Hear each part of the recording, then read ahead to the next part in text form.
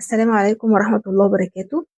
أهلا بيكم في حلقة جديدة من برنامج هي رمضان معانا. النهاردة هنتكلم على ذكريات رمضان على الشاشة المصرية. رمضان زمان كان مختلف عن دلوقتي خالص، بس كان أدفى وكان أبسط. كان في برضه برامج بتلم الناس حوالين الفطار.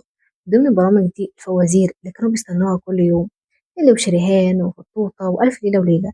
كانت شهرزاد كل يوم بتاخدنا في قصة جديدة كأننا عايشين معاها. أما بقى بالنسبة لبرامج الأطفال، ودي كانت في حتة تانية خالص. مين ما يعرفش بوجي طمطم وبكار بمعزته رشيد، اللي كان كل يوم بياخدنا في رحلة جديدة وكان بيعلمنا حاجة، وفي نفس الوقت كان بيخلينا نضحك. بسنت ودياستي يعتبر مواقف من بيوتنا ومن حياتنا اليومية بس على الشاشة المصرية. وفي وسط ده كله طبعا البرامج الدينية كان بيظهر الشيخ الشعراوي كلمتين بس كان بيخلي رمضان بيتنقل في حتة تانية من الروحانية. حاليا بقى طبعا احنا الجيل الجديد، ظهر رامز جلال وجيله من المقالب اللي لحد دلوقتي كل رمضان بنستناه ويعتبر جزء من رمضان.